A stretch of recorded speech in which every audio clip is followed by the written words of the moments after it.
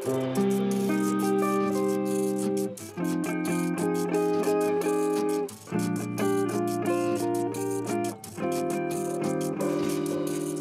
everyone, it's Molly from the FeedFeed. Today I am going to be making a delicious, comforting Zuppa Toscana filled with pepperoni, sopressata, potatoes, kale, a little bit of heavy cream for some decadence. It's going to be the perfect dinner for the chilly fall days that we are starting to experience.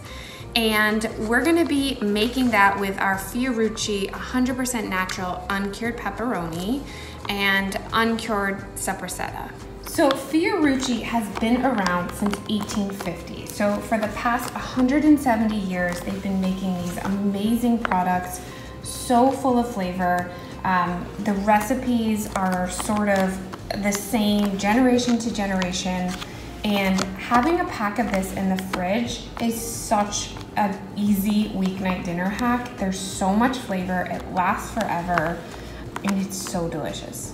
So October is actually Italian Heritage Month, and while I have no official Italian heritage personally, I'm married into a big Italian family, so the majority of our cooking relies on Italian recipes and flavors. That's what we eat a lot of at home. That's what my son prefers, that's what my husband prefers, and that's what I sort of love to cook.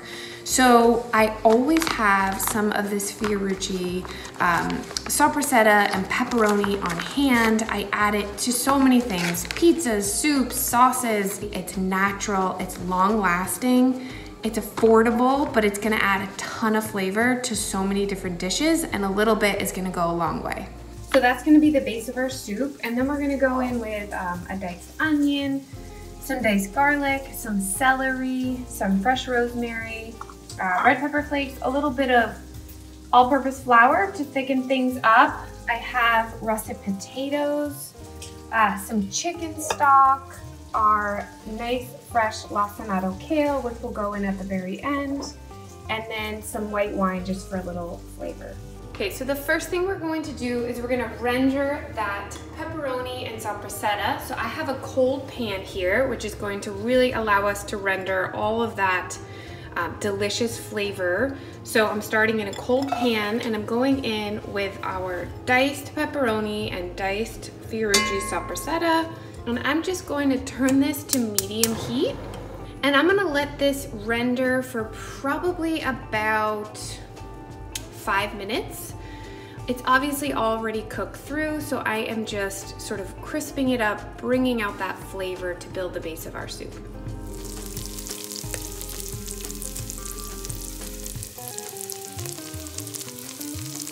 So now that the pepperoni and sopressata have rendered, I'm just going to use a slotted spoon to set this aside.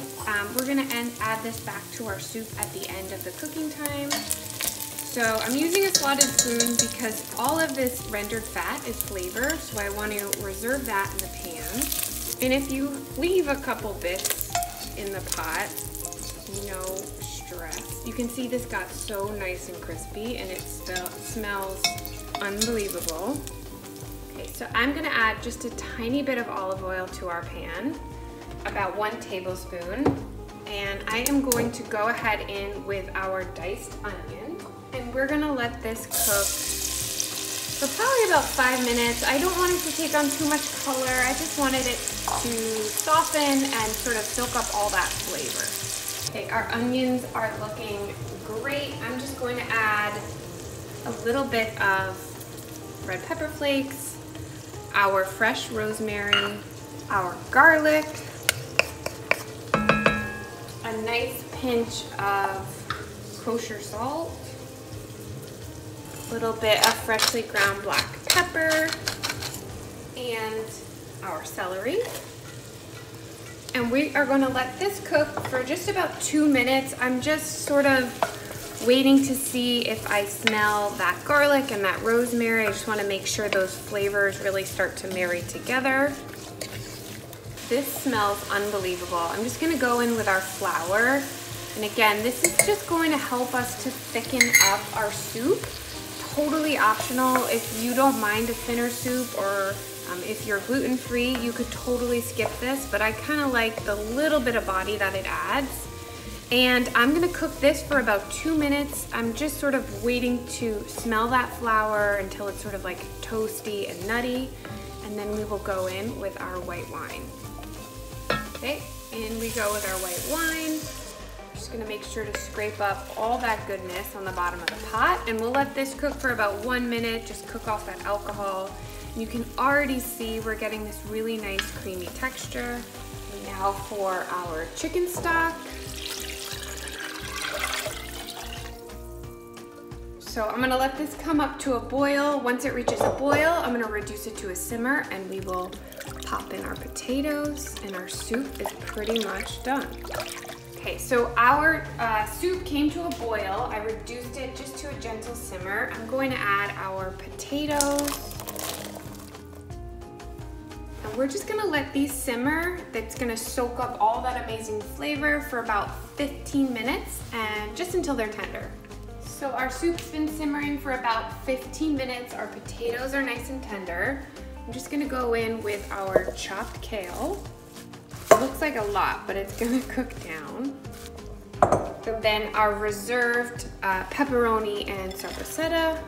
We're gonna just let this cook for about 5 more minutes, just until this kale is nice and bright green.